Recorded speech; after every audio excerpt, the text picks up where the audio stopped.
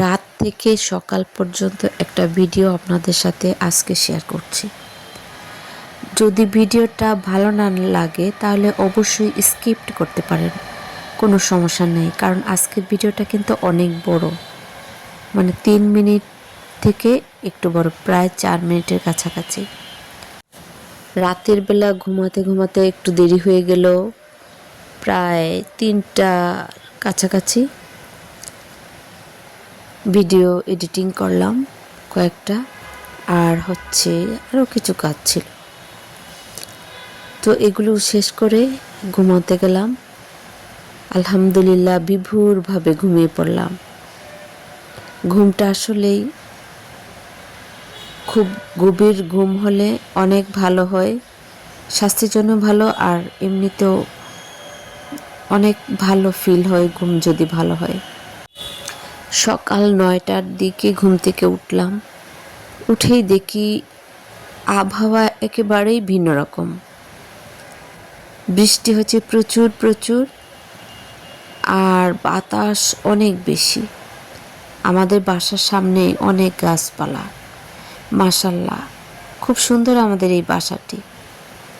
যদিও দেখতে আসলে খুব একটা ভালো না, কিন্তু আমার কাছে অনেক ভালো লাগে গাছপালা থাকার জন্য। তারপর ঘুম থেকে উঠে মুখ টুক ধুয়ে নিয়ে একটু গরম পানি দিয়ে গার্গেল করে নিলাম, কারণ গলাটা একটু খারাপ লাগতেছিল ঠান্ডা গরমের জন্য। এই অভ্যাসটা আমার হাজব্যান্ডের কাছ থেকে শেখা।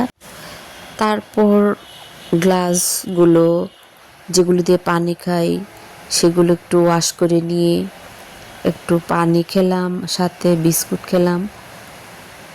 অনেক ক্ষুধা লেগে গেছিলো, যেহেতু রাত্রে অনেক রাতে শুয়েছি এবং মোটামুটি পেটটা খালি ছিল। তারপর ওয়াইফাইটা স্টার্ট করে মোবাইল ফোনটা হাতে নিয়ে আবার বসে পড়লাম ইউটিউব দেখতে। ইউটিউবে দু একটা ভিডিও দেখে এবার মনে হলো যে আমি ফেসবুকে আসি। তারপর ফেসবুক থেকে আর কয়েকটা ভিডিও দেখলাম, লাইক কমেন্টস করলাম। এবার মনে হলো যে বাহিরে যেহেতু এখনও বৃষ্টি পড়ছে, তো আমি একটু ভিডিও করে নিই সকালবেলার এই ওয়েদারটা নিয়ে। তো বারান্দায় গিয়ে একটু ভিডিও করা শুরু করলাম। একটু ভিন্নভাবে ভিডিও করতে লাগলাম, একটু সিনেমেটিক টাইপের যে ভিডিওগুলো হয় সেগুলো করার ট্রাই করলাম, যদিও পারছিলাম না একেবারেই। আপনারাও সিনেমেটিক টাইপের যে ভিডিওগুলো সেগুলো ট্রাই করতে পারেন। আমার কাছে তো অনেক ভালো লাগে, জানি না আপনাদের কাছে কেমন লাগে, কমেন্টসে জানাবেন তো। আর বাহিরের ওয়েদারটা কিন্তু খুব সুন্দর ছিল, কিন্তু আমাদের বাসার ওই গ্রিলগুলোর জন্য ভিডিও একেবারেই ভালো হচ্ছিল না। তারপরও একটু ট্রাই করলাম, যেহেতু আমি হঠাৎ করে সিনেমেটিক ভিডিওটা শেখার চেষ্টা করছিলাম। আমার কাছে খুব ভালো লাগে ভিডিওগুলো।